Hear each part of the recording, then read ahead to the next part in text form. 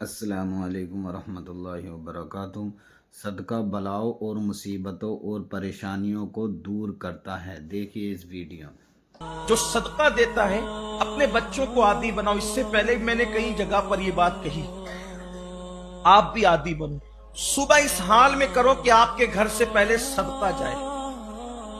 ناشتہ کرنے سے پہلے آپ کے گھر کے ایک ایک فرد کا صدقہ نکل جانا چاہیے، چاہے ایک پیسہ ہی صحیح، چاہے ایک روپیہ ہی صحیح۔ جو اللہ نے توفیق دی، جو اللہ تعالیٰ نے آپ کو توفیق عطا فرمائی، صدقہ نکالو، کیونکہ اللہ کے رسول علیہ الصلوۃ والتسلیم فرماتے ہیں صدقہ بلاؤں کو ٹالتا ہے۔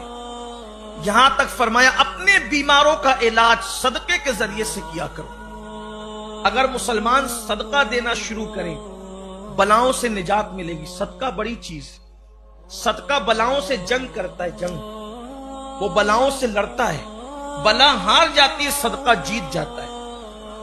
یعنی یہاں بلاؤں سے بچیں گے صدقے کی برکت سے، بڑی بیماریوں سے بچیں گے، بری موت سے بچیں گے، اور ادھر جنت میں یہ ہوتا ہے، آقا علیہ السلام فرماتے ہیں جیسے تم بچڑا پالتے ہو اور بچڑے کی پرورش کرتے ہو، ویسے اللہ تمہارے صدقے کی پرورش فرماتا ہے۔ یہاں تک کہ جب تم مر کر کے جاؤ گے تو اللہ تبارک و تعالیٰ تمہارا وہ صدقہ تم پر پیش کرے گا۔ وہ عرض کریں گے مولا ہم نے اتنا تو نہیں دیا تھا، تو ارشاد ہوگا کہ تمہارے صدقے کی ہم نے پرورش کی ہے، اور وہ یہاں تک کے پہنچ گیا، اتنا زیادہ ہو گیا ہے۔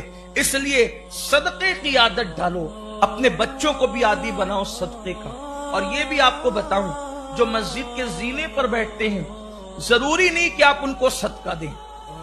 جو آپ کے دروازوں پہ بھیک مانگنے آتے، ضروری نہیں کہ آپ ان کو صدقہ، آپ کسی بھی مسکین کو دے سکتے ہیں، کسی بھی ضرورت مند کو، چونکہ نفلی صدقہ ہے، آپ کسی کو بھی دے سکتے ہیں۔ مثال کے طور پر اگر کوئی مسجد کے امام صاحب آپ کو غریب اور مفلس نظر آتے ہیں تو آپ مسافہ کر کے اس نیت سے ان کے ہاتھ میں بھی رکھ سکتے ہیں، نفلی صدقہ۔ بلکہ اگر آپ اس طبقے کو دیں صدقہ نفلی جو مستحق ہیں اور دیندار بھی ہے، تو اللہ تبارک و تعالیٰ آپ کو اجر زیادہ عطا فرمائے گا۔ اسی طرح آپ کے رشتہ دار کے اندر جو مسکین ہیں ان کو دے تو اللہ آپ کو ڈبل ثواب عطا فرمائے گا۔ ایسے بھی ہیں ہمارے شہر کے ائمہ جو مسکینی سے گزر رہے ہیں، مؤذن، مسجد کے خدمت گار، یہ طبقہ، ان کو صدقہ دینا چاہیے۔ اور چونکہ نفلی صدقہ ہے تو خیر، ویسے صدقہ واجبہ بھی جو وہ کوئی ضروری نہیں ہے کہ کہہ کر کے دے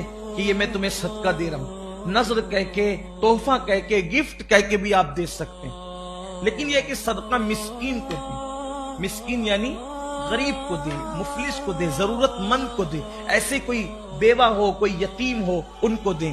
بلکہ میرے آقا صلی اللہ علیہ وآلہ وسلم فرماتے ہیں اگر کوئی چاہتا ہے کہ اللہ اس کو بری موت سے بچائے، بری موت نہ وہ مرے، بری موت سے محفوظ رہے، تو میرے آقا علیہ السلام نے فرمایا سیدھے ہاتھ سے صدقہ دو تو الٹے ہاتھ کو خبر مت ہونے دو۔ تو اس عشرہ ذی الحجہ میں صدقے کا ثواب میرے آقا علیہ السلام فرماتے ہیں انبیاء پر تصدق کرنے کے برابر